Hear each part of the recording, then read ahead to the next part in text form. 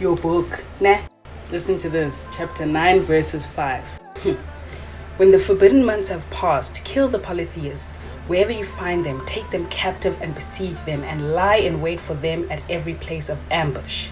They are a people who have no knowledge. But let's get into it. There's a place in Southeast Africa. It's called Mozambique. It's named after Musa bin Bik. It was an Arab slave trade quarter. He owned Mozambique before the Portuguese took over. So I've went into detail about the Arab slave trade, better known as the Islam slave trade, and became Muslim.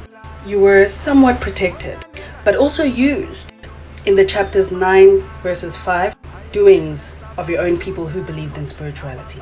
Now listen to this, because South Africans, we know about Delagoa Bay and how actually people from KwaZulu-Natal, what we call it today, were also part of people who were taken into the Arab slave trade as well as the transatlantic slave trade when the Portuguese came in, right? Because the Portuguese now took over, but they took over a slave trade quarter. So it was still used for the same thing. But wait, it wasn't only the Portuguese. The same colonizers of South Africa were not only bringing slaves from X, Y, and Z where they say they brought them from, they actually got majority of their slaves from that trading center. Are you aware that the word kafir comes from that? Because that's what they were calling the people that they were capturing. And the same Europeans who were buying the slaves from that center adapted that language.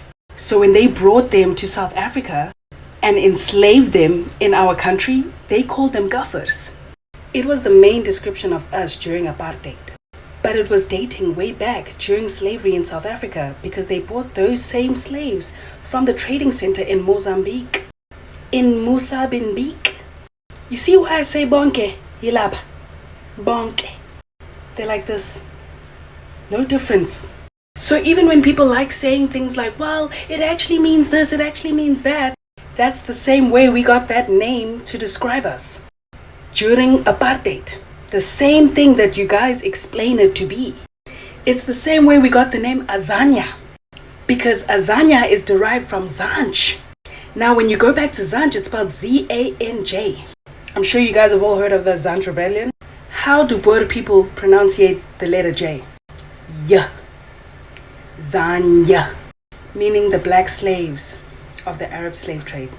Because people don't know that Bantu people from the southeast coast were brought to South Africa as slaves and have now assimilated into our cultures. Which is why some black people have that mixed masala look. And let's not forget that Natal is Portuguese for Christmas. It was the same day Vasco da Gama sighted Durban, Port Natal.